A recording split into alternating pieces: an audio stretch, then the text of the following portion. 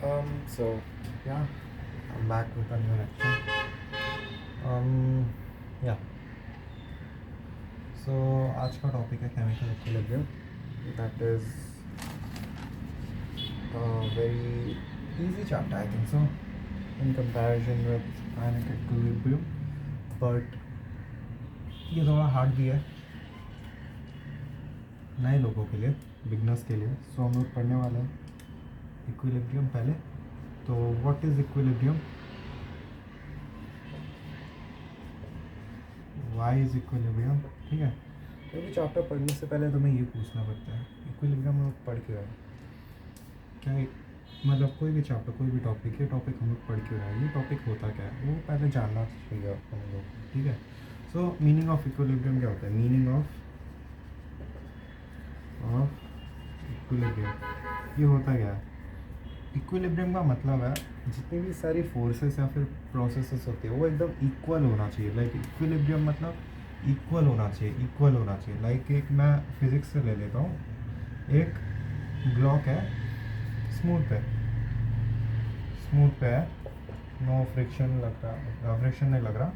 यहाँ पे एक एफ फोर्स लग रहा है और यहाँ पे एक एफ फोर्स लग रहा है. ये दोनों इक्वल मैग्नीट्यूड्स के हैं बट अपोजिट डायरेक्शन में. तो ये जो एम ब्लॉक का मास है वो रेस्ट पे रहेगा, राइट. सो इसको हम लोग बोलते हैं मैकेनिकल इक्विलिब्रियम.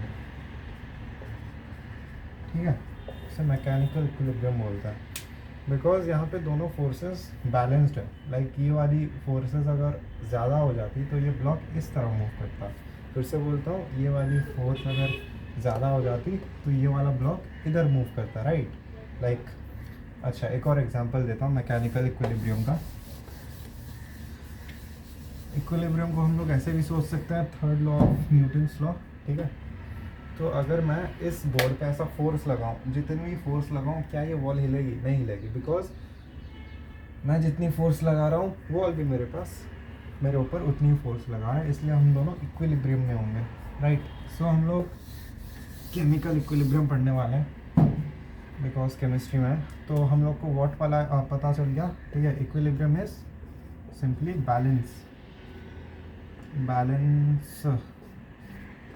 बैलेंस और बैलेंसिंग ऑफ फोर्सेस और प्रोसेसेस. ठीक है. सो इक्विलिब्रियम क्यों होता है, ये तो कोई क्वेश्चन नहीं बनता बिकॉज हमारी पूरी वर्ल्ड में इक्विलिब्रियम बहुत जगह देखी जाती है. Like why equilibrium doesn't make a sense. So we move on. Equilibrium के टाइप्स देख लेते हैं. Types of equilibrium. ठीक है, टाइप्स ऑफ इक्विलिब्रियम हम देख सकते हैं. पहला होता है physical type. Basis of physical and chemical हम लोग दो ब्रॉड टॉपिक्स पे जाता है. Physical equilibrium. ठीक है, इक्विलिब्रियम को मैं ऐसे लिख लूँगा, इक्विलिब्रियम एम आता है लास्ट में, इसलिए ऐसे लिख सकता है. फिजिकल इक्विलिब्रियम में दो सब टॉपिक्स होती है जो स्टैटिक होती है. तो स्टैटिक इक्विलिब्रियम और एक होती है, और एक क्या होती है, फेज इक्विलिब्रियम. अच्छा, यहाँ पे ध्यान रखना है कि जो फिजिकल इक्विलिब्रियम होती है वहाँ पे कोई केमिकल रिएक्शन नहीं होता. अगर केमिकल रिएक्शन होता तो केमिकल इक्विलिब्रियम होता है, सॉरी. बट फिजिकल इक्विलिब्रियम में कोई केमिकल रिएक्शन नहीं होती. लाइक हम लोग रिवर्स प्रोसेस ले लेते हैं. Like N2+3H2 give rise to NH3, right. यहाँ पे कोई वैसा केमिकल इक्वेशन नहीं आता, यहाँ पे केमिकल रिएक्शन नहीं होता. तो इसलिए इसे फिजिकल बोलते हैं. फिजिकल इन द सेंस मैं इसको फील ले रहा हूँ. एक स्टैटिक, मान लो कि तुम्हारे पास ये तुम्हारे पास एक टेबल है.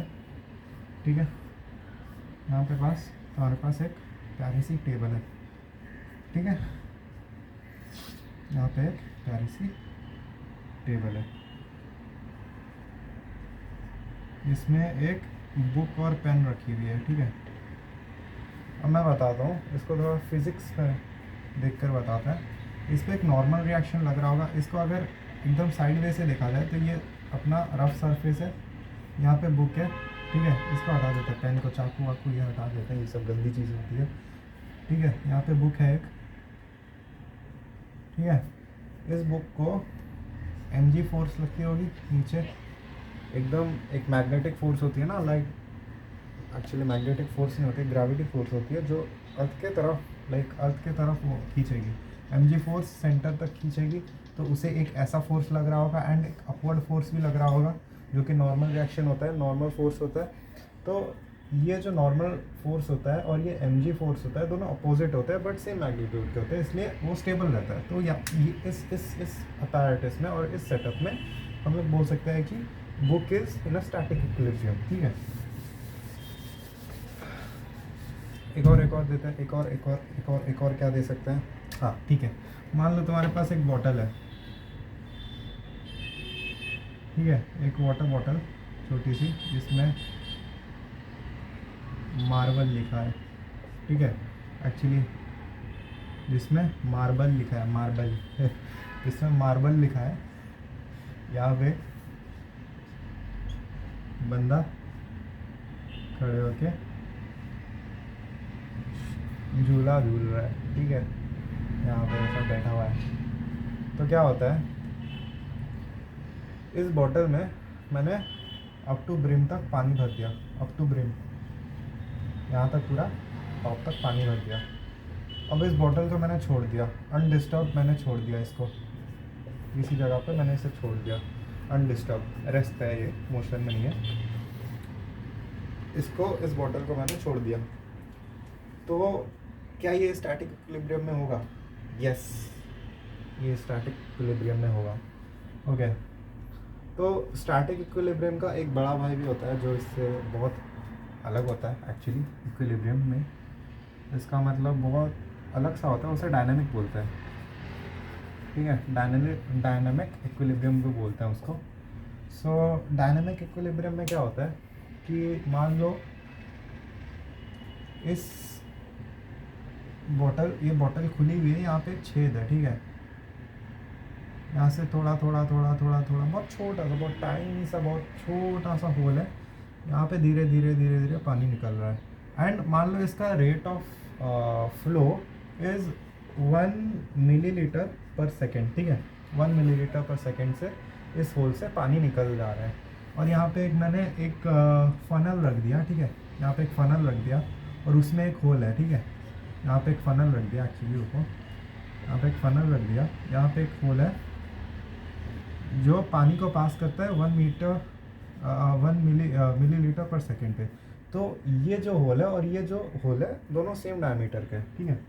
तो यहाँ से जितना पानी जा रहा है उतना ही पानी मैं यहाँ पे इस फनल को मैं हमेशा भर रहा हूँ, अप टू ब्रिम वाटर भर रहा हूँ मैं, अप टू ब्रिम इस फनल में मैं पानी भरते जा रहा हूँ, पानी भरते जा रहा हूँ, ये पानी आता जा रहा है, आता जा रहा है, आता जा रहा है, यहाँ से जाता जा रहा है, जाता जा रहा है, आता जा रहा है।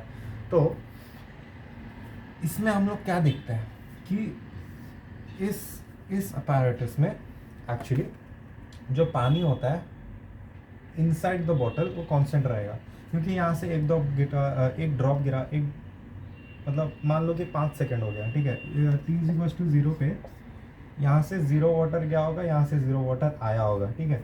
t=5 सेकेंड्स पे यहाँ पे 5 ml जा चुका होगा, वहाँ से 5 ml आ चुका होगा। तो नेट देखा जाए तो इसमें जितना वॉल्यूम रहता है वो सेम रहता है, ठीक है, इसमें जितना भी वॉल्यूम रहता है वो सेम रहेगा। एक सेकेंड रिकॉर्डिंग देख लेते, चल रही है ना, बढ़िया, यस, चलो। तो जो नेट वॉल्यूम रहता है वो सेम रहता है, तो इसको हम लोग डायनेमिक बोलते हैं, जिसमें रिएक्शन तो होती है, रिएक्शन तो होती है, बट कॉन्सेंट्रेशन या फिर मान लो कोई molarity and all and amount और क्या, अमाउंट और वॉल्यूम चेंज नहीं होती है, ठीक है। इसको हम लोग डायनामिक बोलते हैं। वैसे ही स्टार्टिंग में अगर देखा जाए कि यहाँ पे मान लो बस बॉटल रखी हुई है, इसमें बॉटल रखी हुई है और इसमें पानी है, तो इसमें रिएक्शन भी नहीं होती और इसका कॉन्सेंट्रेशन, अमाउंट और क्या, वॉल्यूम भी चेंज नहीं होता। बेसिक डिफरेंस स्टैटिक और डायनेमिक में ये है कि स्टैटिक में रिएक्शन नहीं होती और डायनेमिक में रिएक्शन होती है, ठीक है। नेक्स्ट टॉपिक पे चलते हैं। ओके, अब हमारा जो टॉपिक होता है, अच्छा, ये जो डायनेमिक इक्विलिब्रियम होता है वो फिजिकल नहीं होता, ठीक है।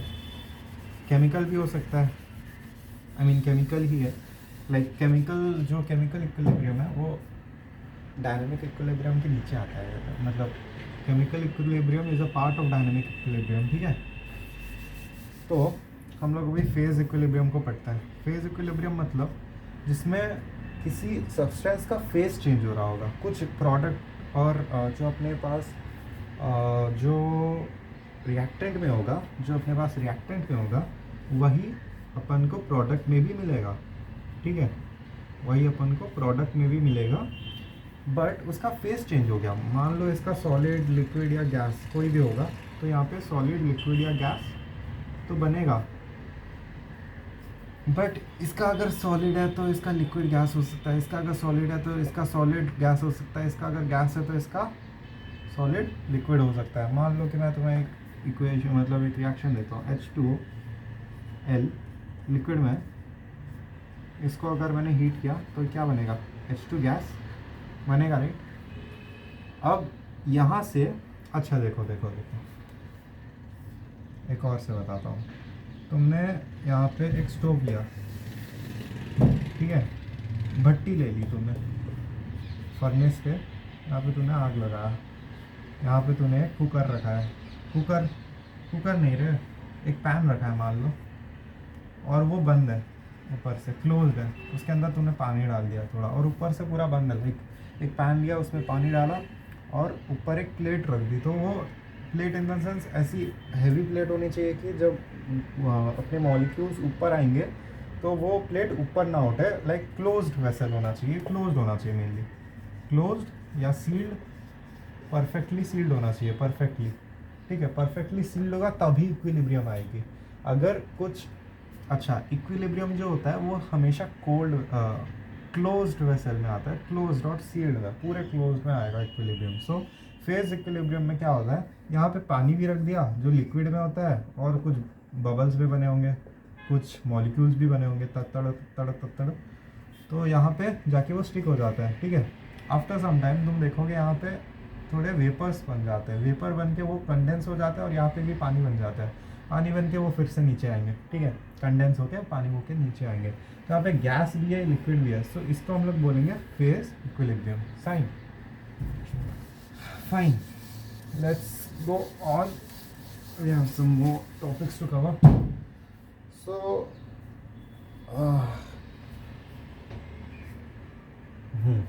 एक और एग्जांपल देता हूँ, स्टैटिक और डायनेमिक में, ठीक है। मान लो कि तुम्हारे पास एक सुपरमार्केट है, सुपरमार्केट ए, और एक सुपरमार्केट बी है, ठीक है। सुपरमार्ट और बी को क्या रखें,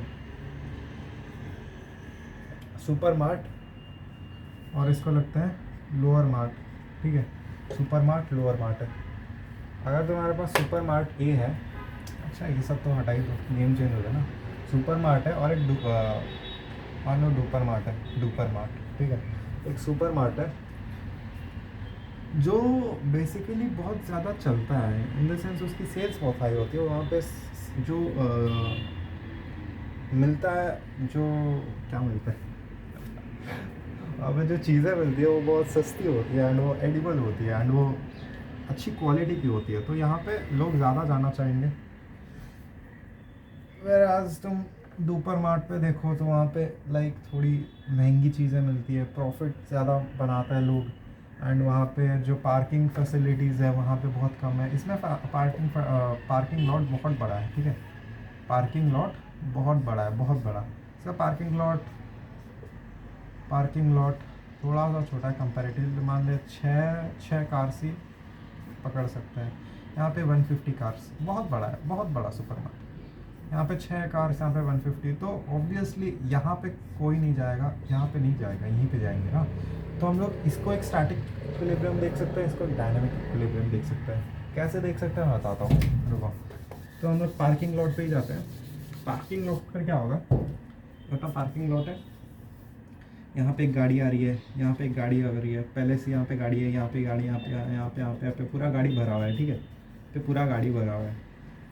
मान लो सुपरमार्ट से बंदा आया, ठीक है, गाड़ी वाला आया आया आया अपनी गाड़ी पकड़ा और निकल लिया, तो ये गाड़ी खाली हो गई, पार्किंग लॉट खाली हो गया। वैसे ही क्योंकि एक बिजी है, बिजी सुपरमार्केट है, तो यहाँ पे दूसरा बंदा आ जाएगा, ये निकल गया सुपरमार्ट से, तो दूसरा बंदा आएगा और गाड़ी आके यहाँ पे रख देगा।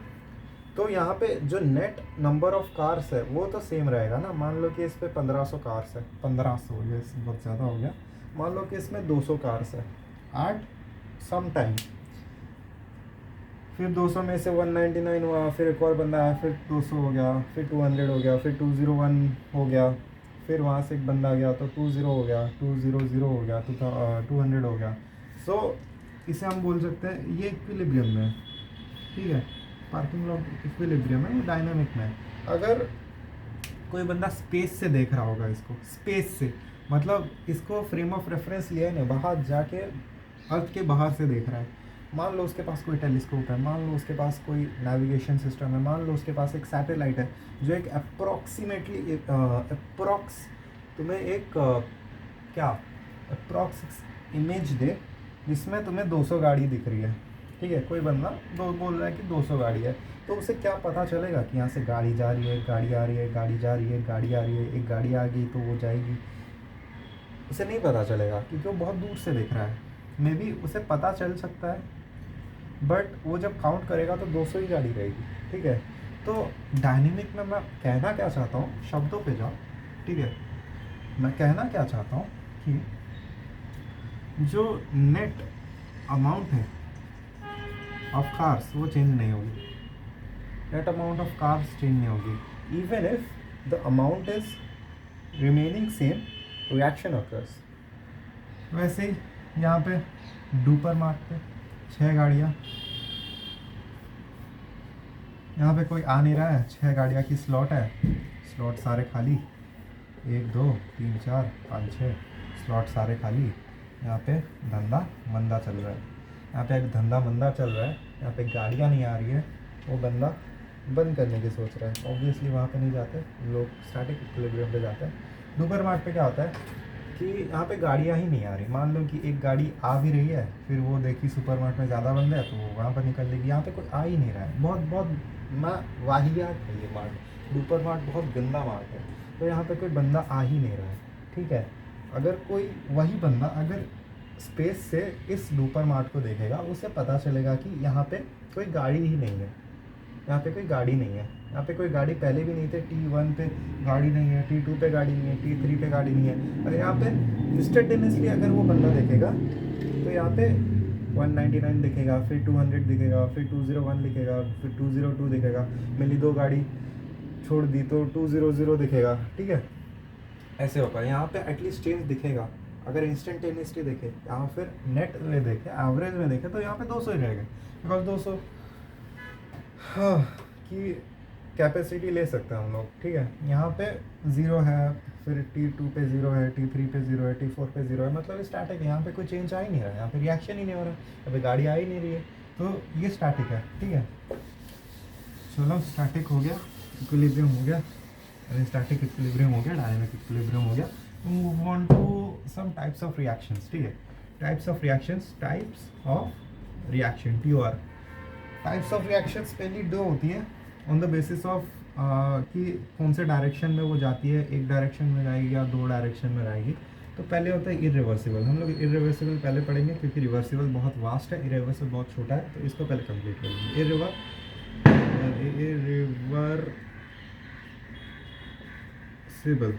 इरिवर्सिबल रिएक्शन, इसमें क्या होता है कि चेंज बहुत जल्दी होता है, बहुत जल्दी होता है। मान लो कि यहाँ पे तुमने एक सैंड का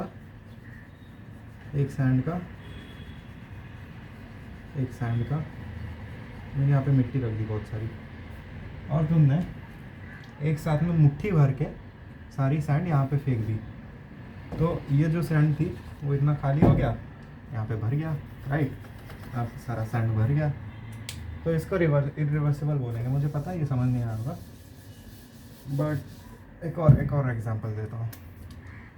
मान लो कि तुम्हारे पास HCl है प्लस HCl है प्लस NaOH है, एक स्ट्रॉन्ग एसिड है, स्ट्रॉन्ग बेस है, न्यूट्रलाइजेशन रिएक्शन हो जाएगी इसकी। तो Na से Na plus minus minus plus, ठीक है, Na plus minus NaCl plus H plus OH minus H2O, ठीक है। न्यूट्रलाइजेशन रिएक्शन में हमें देखना पड़ता है कि कोई एक स्ट्रॉन्ग एसिड, कोई एक्चुअली न्यूट्रलाइजेशन में acid plus base is equals to salt plus water, ये एक सॉल्ट बन जाता है, ठीक है। तो इस प्रोसेस में जो HCl होता है, एक्चुअली सॉरी माय बैड, यहाँ पे एक ही डायरेक्शन में जाता है, हाँ ठीक है, HCl होता है वो इसके साथ कंबाइन होकर NaCl प्लस H2O बना लेता है, but in the same way NaCl plus H2O HCl plus NaOH नहीं बनाता है, नहीं बनाता है, ठीक है, नहीं बनाता है, बिकॉज उसकी टेंडेंसी लूज हो जाती है। जो हाइड्रोजन का एटम होता है, हाइड्रोजन का जो चार्ज होता है वो चले जाता है, और हाइड्रोजन चार्ज यहाँ पे बैलेंस हो जाता है, ये ज़्यादा स्टेबल है, ये ज़्यादा स्टेबल है, यहाँ पे स्टेबिलिटी आ जाती है, कंपाउंड में ज़्यादा स्टेबल बन जाता है, तो फिर वो टूटने का चांस ही नहीं लेता। मान लो कि मान लो तुम अपनी लाइफ में स्टेबल हो गए, जो कि तुम कभी हो नहीं सकते अनफॉर्चुनेटली, मान लो तुम हो गए हो, इमेजिन, तो तुम क्या वहाँ से तुम क्या चाहोगे कि मैं अनस्टेबल हो जाऊँ, फिर मैं वो टेंशन लाऊँ, नहीं चाहोगे, राइट। तो कोई स्टेबल एटम, कोई स्टेबल कंपाउंड कभी भी अनस्टेबल होना नहीं चाहता, वो रिएक्शन फिर से होगी नहीं। तो इरिवर्सिबल रिएक्शन में क्या होता है, रिएक्शन एक डायरेक्शन में होती है, वन डायरेक्शन, एक डायरेक्शन में होती है, स्टेबल अनस्टेबल टू स्टेबल होती है, ठीक है, एक डायरेक्शन में होती है। सेकेंड थिंग इज अच्छा, इरिवर्सिबल रिएक्शंस में क्या होता है, एक second,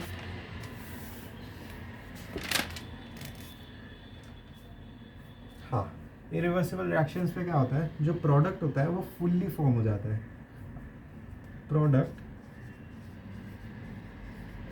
is fully formed, product fully form होता है, इसका मतलब रिएक्शन कंप्लीट हो जाती है।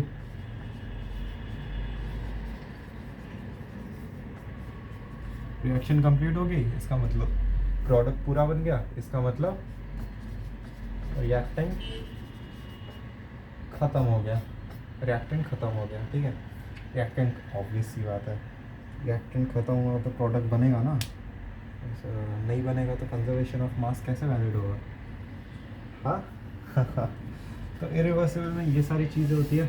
रिवर्सिबल के कुछ एग्जांपल्स दे देता हूँ कि रिवर्सिबल में क्या होता है कि जितनी भी रिएक्शंस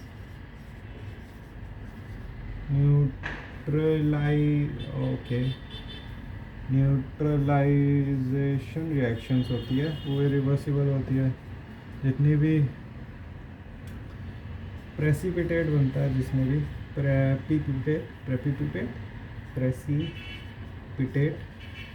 रिएक्शंस होती है, प्रेसिपिटेशन रिएक्शन सारी इरिवर्सिबल होती है। इसका लॉजिक मैं बताता हूँ। इतनी भी कंबशन होती है, कंबशन रिएक्शन, मान लो मीथेन का कंबशन हो रहा है, CH4 plus O2, CH4 plus 2O2 give rise to CO2 plus 2H2, so वो भी देख लेंगे, कंबशन होती है।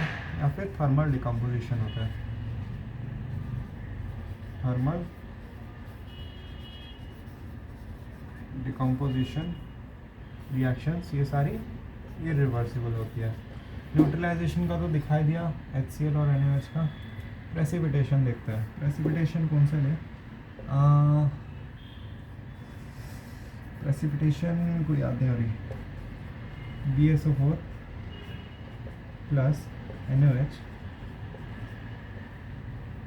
गिव राइज टू, एक्चुअली ऐसा थोड़ा सा ऐसा लिखते हैं, BaSO4 plus NaOH give rise to BaOH,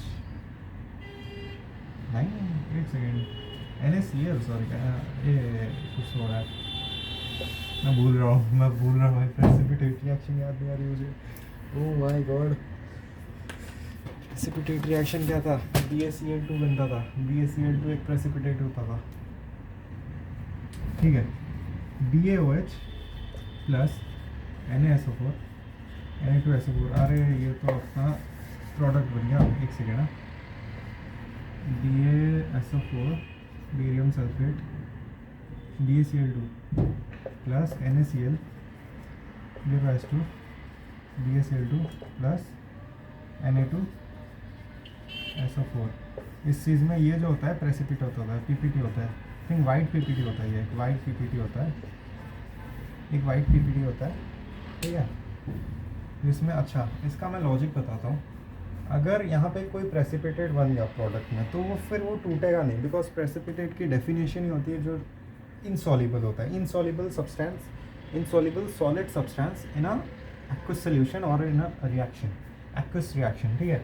ये सब एक्वस एक्वस एक्वस में होता है। ये BaCl जो प्रेसिपिटेट होता है, वाइट प्रेसिपिटेट होता है, वो अपना सॉल्युबल नहीं होता। तो अगर सॉल्युबल ही नहीं है तो वो फिर से टूटेगा नहीं। रिवर्सिबल में क्या होता है कि रिवर्सिबल में ये टूट के फिर ये बनता है, ये टूट के फिर ये बनता है, ये टूट के फिर ये बनता है।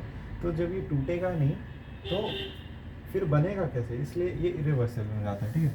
सेकंड देख लेता हूँ, इसे चेक कर लेता हूँ, तो मैंने गलत ही बोल दिया। प्रेसिपिटेशन रिएक्शन, अच्छा ठीक है, इसने AgCl भी लिया है, ओके ओके, मतलब वो वाला रिएक्शन AgNO3 प्लस कुछ तो give rise to AgCl plus NaNO3 NaOH, yes Ag, अच्छा ठीक है, लिख लेते हैं ये वाला रिएक्शन, रिएक्शन भी लिख लेता है, काम आ जाएगा।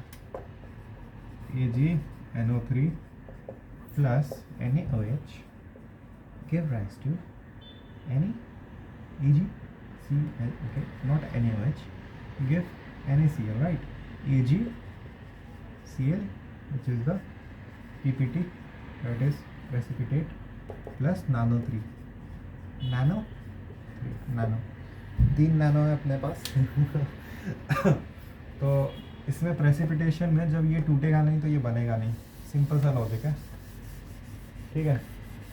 मान लो तुम्हारे पास एक लेगो का पीस है, तुमने उससे एक घर बनाया और तुमने उसे, उतने ही पीस है तुम्हारे पास, 6 पीस थे, उससे तुमने एक घर बनाया। ऑब्वियसली उतने पीस से तो बनेंगे नहीं। मान लो तुम्हारे पास 20 पीस है, ठीक है, और तुमने 19 खर्च दिया, अच्छे घर बनाए हैं, गंदा सा घर बना के, ठीक है। 19 तुमने खर्च दिए, एक पीस तुम्हारे पास रहा, अब तुम्हें एक अच्छा घर बनाना है, तो उस एक पीस से तो बना नहीं सकते तुम, ठीक है। बहुत मस्त एग्जांपल दिया मैं।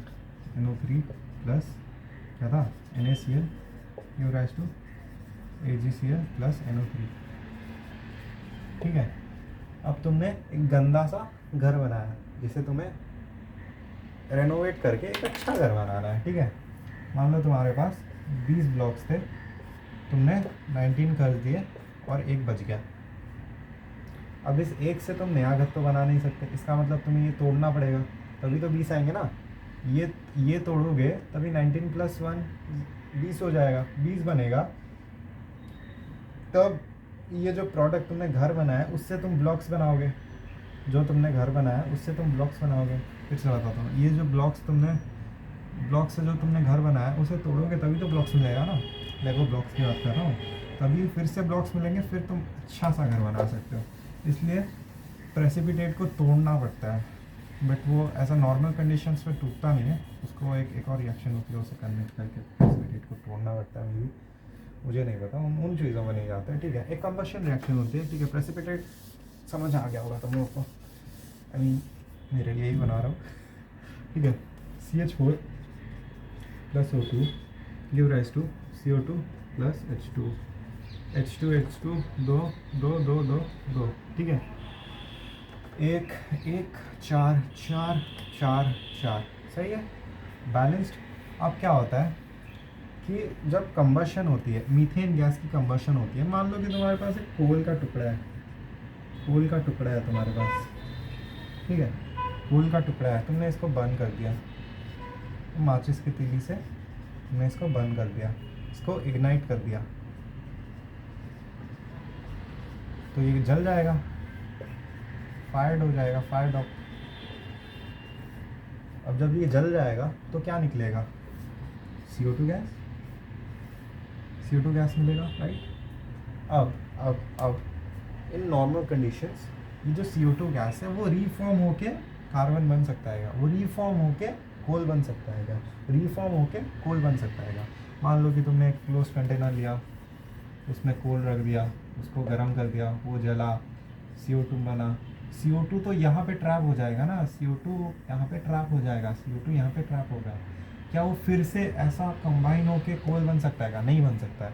वैसे ही अगर मीथेन को तुमने एक जला दिया, अगर तुमने मीथेन या फिर ब्यूटेन या फिर कोई भी ऑर्गेनिक कंपाउंड को जला दिया, वो तो CO2 और H2O दे देगा ना। CO2 फिर से ये बन नहीं सकता, ये नहीं बन सकता ना, इसलिए एक डायरेक्शन में ही जाती है। इरिवर्सिबल रिएक्शंस हमेशा वन डायरेक्शन में जाती है, रिएक्टिंग टू प्रोडक्ट साइड, ठीक है। तो अपन का कंबशन रिएक्शन भी हो गया। We move on to thermal decomposition.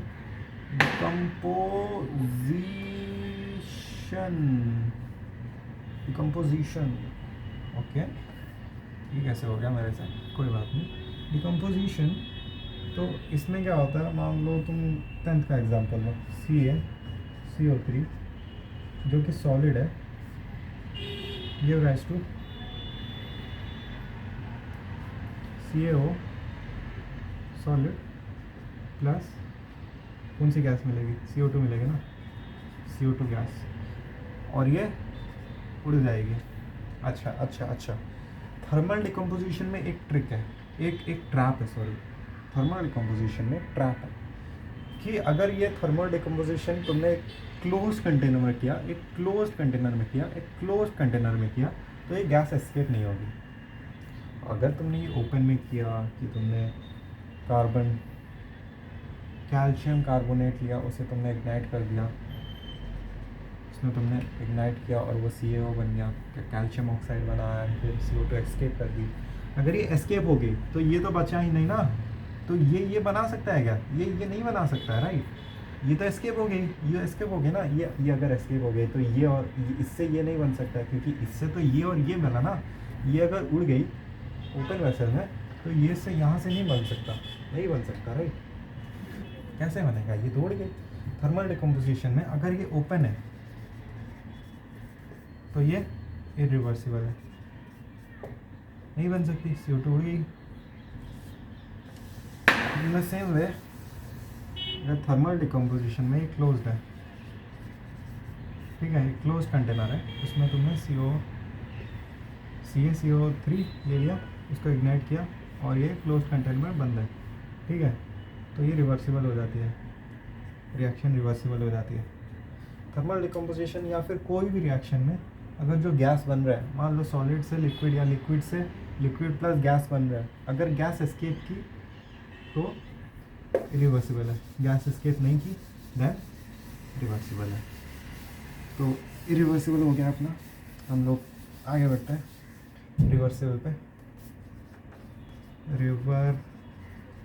क्या लिख रहा हूँ मैं, आधा छोटा आधा बड़ा, रिवर्सिबल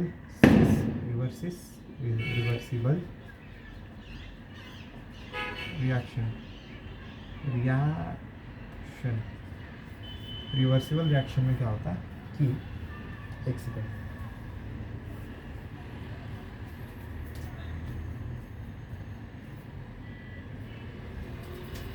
रिवर्सिबल रिएक्शन में सबसे पहले मैं वही एग्जांपल दूंगा। तुम्हारे पास एक क्लोज कंटेनर था, तुमने बहुत सारी सैंड रखी, इरिवर्सिबल में तुमने एक बार में सारी हटा दी और यहाँ पे रख दी। रिवर्सिबल में क्या होगा कि तुमने एक यहाँ पे छोटा सा होल मारा, इतनी सारी सैंड है, धीरे धीरे धीरे धीरे धीरे धीरे धीरे धीरे धीरे धीरे धीरे धीरे करके पाइलअप हो रहा है, बहुत धीरे, बहुत छोटा सा होल। सो इसका एक लाइव एग्जांपल भी है मेरे पास, ठीक है, इसको सैंड क्लॉक बोलता है, ठीक है। एक सेकेंड चला जा भाई साहब, ठीक है। तो अगर मैं छोटा सा होल करूँ इस पर, फोकस पकड़ नहीं रहा भाई, फोकस पकड़ ले, हाँ, धीरे धीरे धीरे धीरे धीरे धीरे धीरे धीरे जाएगा, धीरे धीरे एकदम धीरे धीरे जाएगा, तो इसको रिवर्सिबल रिएक्शन बोलते हैं, जो बहुत धीरे धीरे होती है। पता नहीं है इधर क्यों लिया हुआ है? अभी अभी मस्त लग रहा है क्या? अरे वाह, अभी मस्त लग रहा है। सो इसको रिवर्सिबल रिएक्शन बोलते हैं, जिसमें अपना जो भी सैंड होता है, जो भी चीज़ें होती है, जो भी सब्सटेंस होता है, वो धीरे धीरे ख़त्म होता है। मेनली जो रिएक्शन होती है वो बहुत धीरे धीरे होती है, ठीक है। रिवर्सिबल का कुछ एग्जांपल्स ले लेते हैं। अच्छा, पहले रिवर्सिबल होता क्या है? रिवर्सिबल में इक्विलिब्रियम के रिस्पेक्ट में जो रिएक्शन होती है वो बहुत फेज होता है। मतलब रिएक्टेंट से प्रोडक्ट भी बन रहा है और प्रोडक्ट से रिएक्टेंट भी बन रहा है, राइट। अच्छा, इरिवर्सिबल में एक एरो आता है, ऐसा ऐसा इरिवर्सिबल में आता है। रिवर्सिबल में ट्राई करना कि ऐसे बना दो एरो, इरिवर्सिबल का होता है, ठीक है।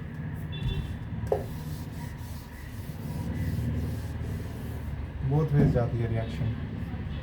एक और क्या होती है, next point will be reversible के लिए कि तुम्हारा जो क्या लिखा है,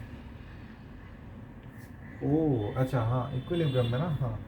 सो जो तुम्हारे पास रिवर्सिबल रिएक्शन होती है उसका बोथ वेज होता है, आर से पी बन रहा है, पी से आर बन रहा है, एंड इक्विलिब्रियम एस्टेब्लिश होने के लिए। अच्छा देखो, इक्विलिब्रियम ना इरिवर्सिबल रिएक्शन में बनता ही नहीं है, कभी नहीं बनेगा, बिकॉज इक्विलिब्रियम पॉइंट पे रीच ही नहीं करेगा कभी। रिवर्सिबल रिएक्शन में इक्विलिब्रियम दिखेगा मुझे, अगर दिखेगा रिवर्सिबल रिएक्शन में इक्विलिब्रियम दिखेगा, बोथ वेज में इक्विलिब्रियम दिखेगा,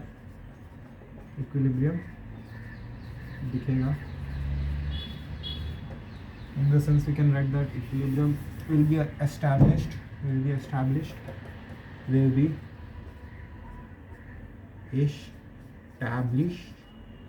equilibrium will be established, ठीक है, established then अपना जो rate of forward reaction will be equals to rate of backward reaction। इसका क्या मतलब है? भाई ये क्या है? इसका मतलब रिएक्टेंट कितनी तेज़ी से प्रोडक्ट बन रहा है, प्रोडक्ट उतनी तेज़ी से रिएक्टेंट बन रहा है। Rate of forward reaction, rate of backward reaction. Reactant जितनी तेज़ी से प्रोडक्ट बन रहा है, मान लो कि मेरे पास क्या है, मेरे पास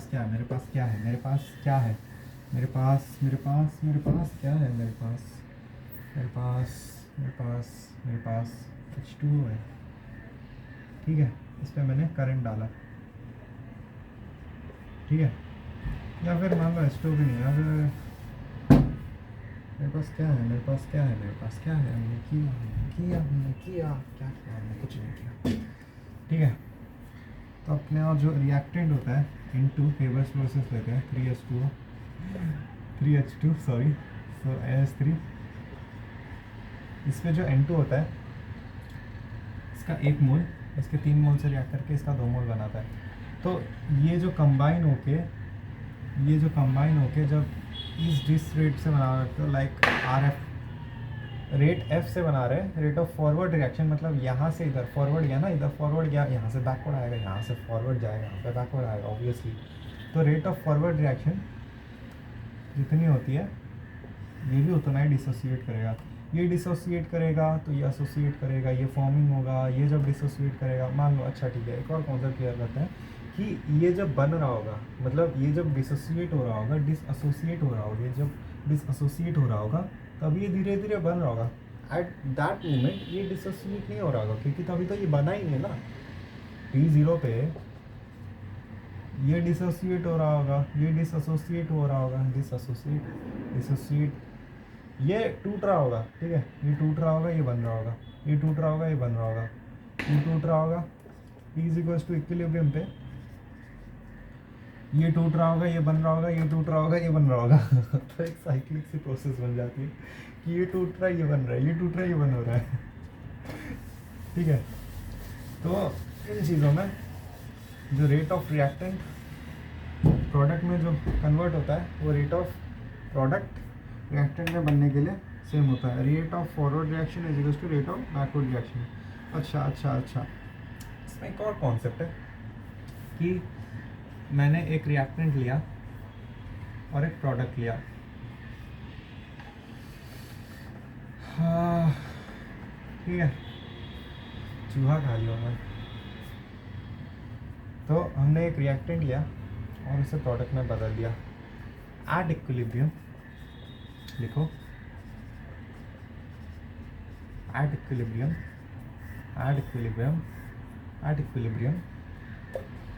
आर पी में बदलेगा, पी आर में बदलेगा, राइट। तो एट द सेम टाइम अगर इस रिएक्शन को देखा जाए, अगर इस रिएक्शन को कोई बंदा देख रहा है दूर से, इस रिएक्शन को देख रहा है कोई दूर से बंदा देख रहा है, इस रिएक्शन को कोई बंदा दूर से देख रहा है, तो उसे क्या लगेगा कि ये जितना है ये भी तो उतना ही है ना, रिएक्शन हो ही नहीं रही। बट एक्चुअली रिएक्शन हो रही है, ये टूट रहा है, ये बन रहा है, ये टूट रहा है, ये बन रहा है, रिएक्शन हो रही है। इसका मतलब उसका अमाउंट चेंज नहीं हो रहा, ये जितना अमाउंट है वो भी उतना ही अमाउंट है। मान लो कि ये पाँच मोल लिए मैंने, ठीक है, इसमें से 3 मोल ये बने, ठीक है, प्लस कुछ तो कॉन्स्टेंट बन गया, ठीक है। एक्चुअली रुको, गलत हो गया, कॉन्सेप्ट गलत हो गया। 5 मोल इसके लिए, ये कुछ टूटा, ये मान लो अभी 3 मोल पे है, तो ये 2 मोल इसके होंगे, ठीक है, 2 मोल इसके होंगे। ये जब 2.5 होगा, जब 2.5 होगा इक्विलिब्रियम एस्टैब्लिश होगी। यहाँ पे 2.6 हो गया, इक्विलिब्रियम एस्टैब्लिश हुआ। 3 मोल पे इक्विलिब्रियम एस्टैब्लिश हुई, तो ये टूटेगा, ये बनेगा, ये टूटेगा, ये बनेगा। तो जो ऑब्जर्वर होगा उसे या तो दिखेगा ये 2.6 पे है, 2.6 मोल है इसके, 2.4 मोल है, बट टोटल मोल सेम ही रहेगा क्योंकि 5 मोल से ही ये बना ना, टोटल मोल सेम रहेंगे। 2.6 से बना है, ये 2.6 है, ये 2.4 है, ये 2.6 है, ये 2.4 है। वो डिपेंड करता है कि इक्विलिब्रियम कहाँ पे बना है, इक्विलिब्रियम कहाँ पे एस्टैब्लिश हुआ है। इक्विलिब्रियम अगर 2.5 मोल पे हुआ है तो ये 2.5 दिखेगा, ये 2.5 दिखेगा। इक्विलिब्रियम ऑफ अगर 3 मोल पे हुआ है तो ये 2 मोल पे होगा, ये 2 मोल पे होगा, ये 3 मोल पे होगा, 2 मोल पे होगा, ये 3 मोल पे होगा। इसका 2 मोल से 0.01 मोल इधर जाता है, इसका 3 से 0.01 मोल इधर आता है। तो यहाँ पे जो हो रहा होगा 2 से अराउंड 0.1 मोल या फिर 0.001 मोल इज इक्वल्स टू इसका कितना हो जाएगा 1.99 मोल्स, ठीक है। अभी ये जो मोल हुए कहीं पे ऐड होंगे, यहाँ पे 3 + 0.01 मोल इज इक्वल्स टू 3.01 मोल। इसके 3.01 मोल बने, बट ये भी टूट रहा है, तो यहाँ पे फिर 3.01 से 3.01 मोल से 0.01 मोल गए, यहाँ से कटे, ठीक है। यहाँ से जैसे ही कटे तो ये 3.00 मोल बचे।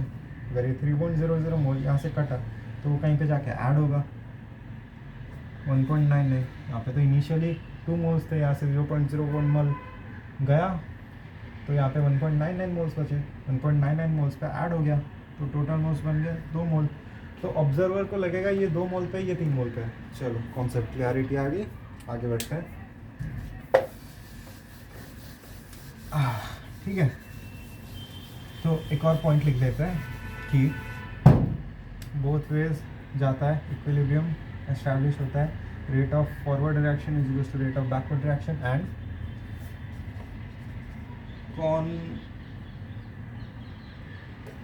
concentration of reactants and products will remain constant। तो साला दिवाली आया नहीं है, बम फोड़ रहे हैं ये लोग। हाँ, आप लोग भी ट्राई करना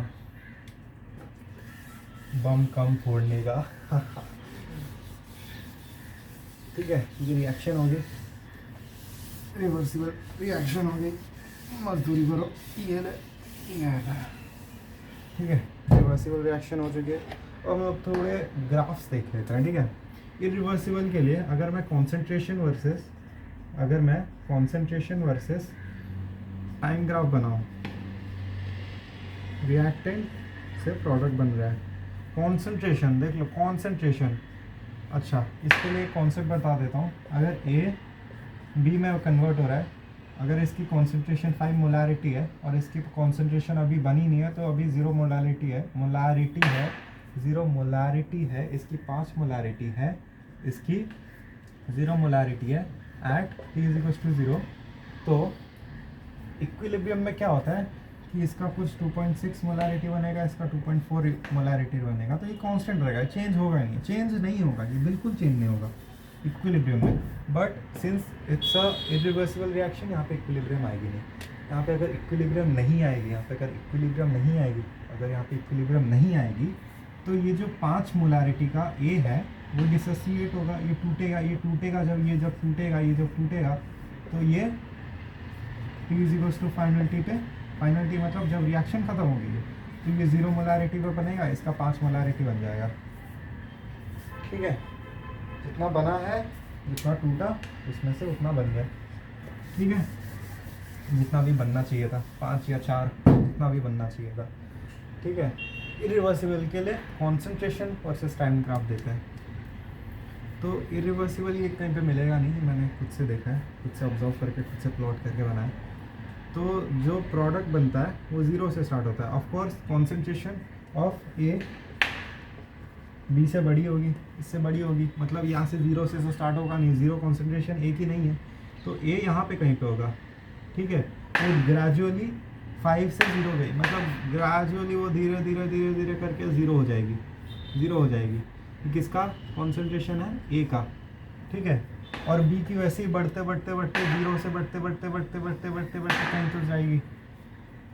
अब यहाँ पे जो कॉन्सेंट्रेशन होता है वो इक्वल नहीं होती, कॉन्सेंट्रेशन इक्वल तब होती है, कॉन्सेंट्रेशन अगर ऐसा आ जाता तो यहाँ पे इक्विलिब्रियम एस्टैब्लिश हो जाता, क्योंकि इसका कॉन्सेंट्रेशन और इसका कॉन्सेंट्रेशन रिमेन कांस्टेंट हो जाता, कांस्टेंट रह जाता बस। बट इसका जो कॉन्सेंट्रेशन होगा जहाँ तक जाएगी, जहाँ तक बन सकता है, जहाँ तक ये बन सकता है वहाँ तक जाएगा। ठीक है, इसका कॉन्सेंट्रेशन वहाँ तक जाएगा जहाँ तक ये बन सकता है। रिवर्सिबल के लिए ऐसे ही हम लोग कुछ 4 ग्राफ्स रिवर्सिबल के लिए बना देते हैं। रिवर्सिबल में देखा जाएगा कि रिवर्सिबल के लिए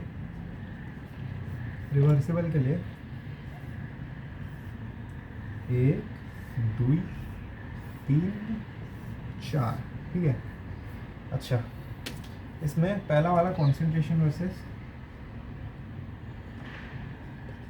टाइम ग्राफ, दूसरा कॉन्सेंट्रेशन वर्सेस टाइम ग्राफ, तीसरा कॉन्सेंट्रेशन वर्सेस टाइम ग्राफ, चौथा कॉन्सेंट्रेशन नहीं आएगा, ROR आएगा। ROR stands ROR you stands for rate of reaction मतलब अच्छा ठीक है, इसके लिए कौन सा बता दो। ए से बी बन रहा है, ठीक है, ए से बी बन रहा है at a rate of 5 metre पर सेकेंड, नहीं 5 मोल्स पर सेकेंड। ठीक है, 5 मोल्स पर सेकेंड में ए से बी बन रहा है, इसके एक्स मोल्स है, तो यहाँ से ख़त्म होने के बाद इसके एक्स मोल बन जाएंगे। ठीक है, तो इसमें 5 मोल्स पर सेकेंड से इसका रेट बन रहा है।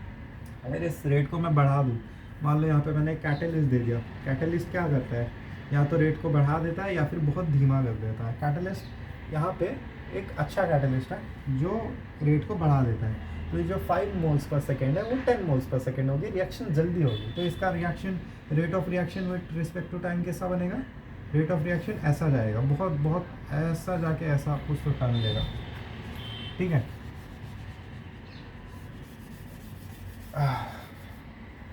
बट सिंस हम लोग रिवर्सिबल के लिए जाते हैं, तो concentration versus time graph, B का रिएक्शन, ए का रिएक्टेंट का रिएक्शन प्रोडक्ट के साथ जब होता है, ठीक है, ये कांस्टेंट बन गया, ये कांस्टेंट बन गया, फील होना चाहिए ग्राफ फील होना चाहिए। ठीक है, यहाँ पे कांस्टेंट बन गया, यहाँ पे इन्फिनिटी तक जाएगा ये लोग, जितना भी जाना चाहिए इसको ग्राफ को। तो ये जो है अपना रिएक्टेंट का कॉन्सेंट्रेशन है, ये प्रोडक्ट का कॉन्सेंट्रेशन है। ठीक है, इसको अभी के लिए हटा देते हैं, एक्चुअली इस ग्राफ को ही हटा देता है, मैं बोलता हूँ गंदा ग्राफ है सारा। ठीक है, इस ग्राफ को यहाँ पे बना लेते हैं। कॉन्सेंट्रेशन क्या करता है मैं, ठीक है। तो इसका कॉन्सेंट्रेशन देखो, आर ए से जब बी बन रहा है, ठीक है, ए से बी बन रहा है और बी से ए बन रहा है, कॉन्सेंट्रेशन कांस्टेंट रहेगा, कॉन्सेंट्रेशन इक्वल रहेगा, रह भी सकता है नहीं भी रह सकता है। जैसे यहाँ पे कॉन्सेंट्रेशन दोनों का इक्वल है, यहाँ पे कॉन्सेंट्रेशन इक्वल है, यहाँ पे कॉन्सेंट्रेशन इक्वल है, यहाँ पे कॉन्सेंट्रेशन इक्वल है, यहाँ पे रिएक्टेंट का कॉन्सेंट्रेशन और प्रोडक्ट का कॉन्सेंट्रेशन इक्वल है, यहाँ पे रिएक्टेंट का कॉन्सेंट्रेशन और प्रोडक्ट का कॉन्सेंट्रेशन इक्वल है, इक्वल रह सकता है नहीं रह सकता, बट यहाँ पे जाके ये दोनों कांस्टेंट हो जाते हैं। तो ये यहाँ पे इक्विलिब्रियम एस्टैब्लिश हो गया, यहाँ से इक्विलिब्रियम एस्टैब्लिश हो गया, ये जाता जाता जाता जहाँ पे भी जाना है इसको, ठीक है। कॉन्सेंट्रेशन एस्टैब्लिश हो गया, ठीक है। नेक्स्ट ग्राफ पे चलते हैं जो कि ए टू बी। लोग थोड़ा ज़्यादा स्टीप बना दें इसको। इस ग्राफ में क्या होता है, इस टाइम पे इक्विलिब्रियम एस्टैब्लिश हो जाता है। क्यों? यहाँ पे कॉन्सेंट्रेशन जो होती है ए एंड बी की, जो कॉन्सेंट्रेशन होती है कांस्टेंट हो जाती है। देखो ना, कॉन्सेंट्रेशन ए और बी की कांस्टेंट होंगे ना, कांस्टेंट होके जब तक जाएगी इन्फिनिटी तक, जहाँ तक जानी चाहिए उसको, ठीक है। एक और ग्राफ बनाता हूँ। ऐसे 3 टाइप के ग्राफ बन सकते हैं, वैसे 3 टाइप के ग्राफ ही बन सकता है। तो इसमें क्या हो रहा है, यहाँ पे जो कॉन्सेंट्रेशन ऑफ ए, अच्छा यहाँ पे देखा हमने concentration of reactant and concentration of product equal हो जाता है एक टाइम पे, फिर कांस्टेंट होता है। इस केस में हमने देखा रिएक्टेंट का ए का जो कि रिएक्टेंट है, रिएक्टेंट का कॉन्सेंट्रेशन और प्रोडक्ट का कॉन्सेंट्रेशन जहाँ पे इक्वल होता है वहीं से इक्विलिब्रियम एस्टैब्लिश होता है, क्योंकि वहाँ पे कांस्टेंट हो जाता है कॉन्सेंट्रेशन। यहाँ पे हम लोग देख रहे हैं जो कॉन्सेंट्रेशन होता है वो एक्चुअली पी का होता है। अरे यार क्या चल रहा है बात, पी का कॉन्सेंट्रेशन और आर का कॉन्सेंट्रेशन इक्वल कभी नहीं हुए, बट इस टाइम पे इक्विलिब्रियम एस्टैब्लिश हो गया। क्यों? क्योंकि कॉन्सेंट्रेशन इक्वल नहीं हुए, कॉन्सेंट्रेशन इक्वल नहीं हुए, कॉन्सेंट्रेशन कांस्टेंट हो गए। हाँ, थोड़ा पानी पी लेते हैं, तब तक आप कॉफ़ी मार लो। कॉफ़ी क्या मारोगे, मैं पी लूँगा। कॉन्सेंट्रेशन इक्वल नहीं होते हैं, हो भी सकते हैं नहीं भी हो सकते हैं, कॉन्सेंट्रेशन कांस्टेंट होने चाहिए। अब आर ओ आर और टी पे देख लेते हैं, ठीक है। आर ओ आर टी पे ग्राफ ऐसा बनता है, rate of reaction of reactant is equals to rate of reaction of product, जहाँ पे होता है यहाँ पे इक्विलिब्रियम एस्टैब्लिश होगा। क्यों? R F is equals to R B, ये तो पता ही है हमें, ये जब होगा तभी तो कॉन्सेंट्रेशन इक्वल हो भी सकते हैं नहीं भी हो सकते हैं, ये जब होगा तब इक्विलिब्रियम एस्टैब्लिश होगी। यही तो पढ़ा था हमने, यही तो रिवर्सिबल में देखा था। रिवर्सिबल रिएक्शन क्या होती है, इक्विलिब्रियम जहाँ पे एस्टैब्लिश होती है, इक्विलिब्रियम जब एस्टैब्लिश होगी तब forward reaction is equals to rate of forward reaction is equals to rate of backward reaction होगा, ठीक है।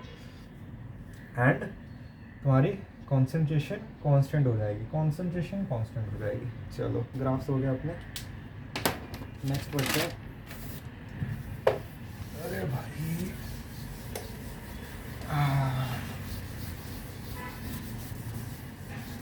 ठीक है, ओके।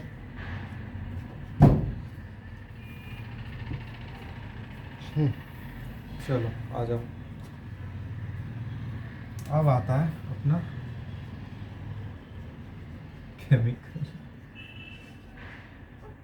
इक्विलिब्रियम, ठीक है। हमने बात कर ली इक्विलिब्रियम क्या होता है, इक्विलिब्रियम कैसे होता है, इक्विलिब्रियम कब होता है, इक्विलिब्रियम कहाँ होता है, इक्विलिब्रियम कौन से कंडीशंस पे होता है, R F is equals to R B पे होता है, या फिर कॉन्सेंट्रेशन कांस्टेंट हो गए वहाँ पे इक्विलिब्रियम बनता है, ठीक है। अब हम लोग बात करेंगे केमिकल इक्विलिब्रियम। केमिकल इक्विलिब्रियम के पहले हमने फिजिकल इक्विलिब्रियम देखा, जहाँ पे हमने देखा स्टैटिक इक्विलिब्रियम, एंड हमने क्या देखा, हमने देखा फेज इक्विलिब्रियम, जहाँ पे रिएक्शन होती है रिएक्शन होती है बट वो दिखता नहीं है, हिडन मोशन होता है उसमें। डायनेमिक में रिएक्शन होती है, हिडन मोशन होता है जो दिखता नहीं है। स्टैटिक में रिएक्शन नहीं होती है, मोशन भी नहीं होता, अमाउंट सेम रहता है। डायनेमिक में अमाउंट सेम रहता है, रिएक्शन होती रहती है। ठीक है, और हम लोग केमिकल इक्विलिब्रियम पे देखते हैं। ठीक है, केमिकल इक्विलिब्रियम में जहाँ पे भी देखोगे वहाँ पे एक रिएक्शन दी होगी, सिंपली एक रिएक्शन दी होगी। ठीक है, वहाँ पे एक रिएक्शन दी होगी। हाँ, केमिकल रिएक्शंस में केमिकल इक्विलिब्रियम देखा जाएगा। ठीक है, केमिकल इक्विलिब्रियम अब ये बनता कहाँ है? इक्विलिब्रियम, केमिकल इक्विलिब्रियम हम बनता कहाँ है? हम लोग देखते हैं RF इजिकल्स टू RB पर बनता है। रिएक्टेंट एंड प्रोडक्ट का जो कॉन्सेंट्रेशन जब कांस्टेंट हो जाता है तब बनता है केमिकल इक्विलिब्रियम, तब होता है इक्विलिब्रियम एस्टैब्लिश, तब होता है केमिकल इक्विलिब्रियम एस्टैब्लिश। ठीक है, हमने इसके ग्राफ्स भी देख लिए थे, तो अब हम लोग समझते हैं ये होता क्या। कैरेक्टरिस्टिक्स देखते हैं। कैरेक्टर्स क्या होता है इस इक्विलिब्रियम में? लाइक इंसान का कैरेक्टर क्या होता है? तुम मुझसे जानना चाहते हो तो तुम्हें पहले सीखना होगा कि वो करता क्या, वो उसका कैरेक्टर कैसा है, क्या वो अच्छा आदमी है कि बुरा आदमी है। मेरा शर्ट भी काला बन जाएगा इसके लिए। तो हम लोग आगे जाते हैं। Yes, back to the point. Characters क्या होता है? कैरेक्टर्स होता है केमिकल इक्विलिब्रियम में equilibrium can be established in, क्या लिख रहा हूँ मैं, either way। इसका क्या मतलब हुआ? इसका मतलब हुआ अगर तुम A से B जा रहे हो, तुम A से B जा रहे हो, यहाँ पे इक्विलिब्रियम एस्टैब्लिश हो सकता है, या फिर तुम B से आ रहे हो, दोनों साइड से B से आ रहे हो, तो वहाँ पे भी इक्विलिब्रियम एस्टैब्लिश हो जाएगी। ठीक है, नेक्स्ट पॉइंट बताता हूँ। नेक्स्ट पॉइंट अपना है कि rate of forward reaction is equals to rate of backward reaction. Same है, rate of forward reaction is equals to rate of backward reaction same होगा। ठीक है, एक और होगा कि जो मैक्रोस्कोपिक प्रॉपर्टीज़ होती है, जैसे टेम्परेचर हो गया, प्रेशर हो गया, वॉल्यूम हो गया, वो सब कांस्टेंट रहेगी, वो हमेशा कांस्टेंट रहेगी इक्विलिब्रियम पे,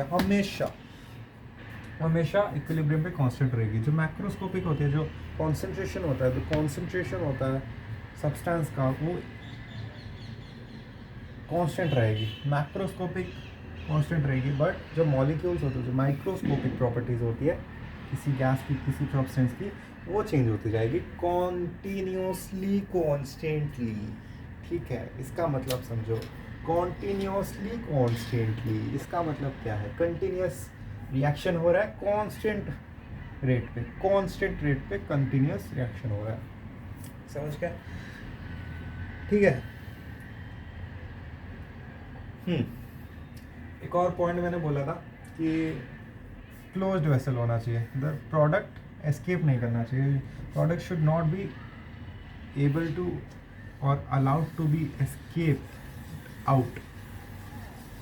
product should not be allowed to escape, वरना रिएक्टेंट नहीं बनेगा फिर से। चलो, केमिकल इक्विलिब्रियम भी होगी। अब देख लेते हैं आज का last topic, types of chemical equilibrium. Types of chemical equilibrium, टोसे टाइप्स ऑफ केमिकल इक्विलिब्रियम देख लेते हैं। तो इसमें क्या होता है कि दो टाइप्स होती है, एक तो होमोजीनियस एंड होती है एक हेटेरोजीनियस, होमोजीनियस। सो इसमें होमोजीनियस मतलब सेम टाइप के होते हैं, सेम टाइप के स्ट्रक्चर, सेम टाइप के फिगर्स, सेम टाइप के बॉन्ड्स, सेम टाइप के एलिमेंट्स, सेम टाइप के कंपाउंड्स, या फिर सेम टाइप के स्टेट्स। मेनली स्टेट्स पे जाता हम लोग इक्विलिब्रियम में। तो अगर सॉलिड पे है तो सॉलिड से रिएक्ट करेगा, अगर लिक्विड का सॉलिड से है तो रिएक्टेंट में सॉलिड है तो प्रोडक्ट में भी सॉलिड रहेगा, रिएक्टेंट पे लिक्विड है तो प्रोडक्ट में भी लिक्विड रहेगा, रिएक्टेंट में गैस है तो प्रोडक्ट में भी गैस रहेगा। तो इसको हम लोग होमोजेनस बोलते हैं, यहाँ जिसमें जो स्टेट होता है वो सेम रहता है, इसमें फेज इक्विलिब्रियम नहीं लग सकता। ठीक है, मान लो मैंने CaCO3 give rise to COS EVS plus CO2। ठीक है, इसका एग्जांपल है। होमोजेनस है क्या? CO2 तो गैस है, ये सॉलिड है, इसका मतलब ये हेट्रोजेनस है, इसका मतलब ये हेट्रोजेनस है। होमोजेनस मतलब कौन सा एग्जांपल दूँ? एक्वस सोल्यूशन दूँगा, एक्वस सोल्यूशन में कौन सा दे सकता हूँ मैं? ठीक है, HCl का देते हैं, H2 plus H2 gas plus Cl2 gas give rise to 2HCl gas. ठीक है, गैस गैस गैस होमोजेनस। यहाँ पे heterogeneous CaCO3 CaCO3 solid give rise to CaO solid plus CO2 gas. ठीक है, अच्छा इस पे कंडीशन देखो, ये रिवर्सिबल रिएक्शन है, बट इसको हमने कंडीशन दिया है कि क्लोज्ड वेसल है, vessel is close, vessel closed है, इसका मतलब हेट्रोजेनस हो जाएगा, इसका मतलब रिवर्सिबल है, बट सॉलिड सॉलिड गैस है, इसके लिए वो हेट्रोजेनस हो जाएगा। ठीक है, तो आज का लेक्चर यहीं पे ख़त्म करते हैं, मैं थक चुका हूँ। अब हम लोग नेक्स्ट लेक्चर में मिलेंगे, तब तक अच्छा नेक्स्ट लेक्चर अपना होगा एक्टिव मास पे and law of mass action पे, तो बने रहिए। Thank you.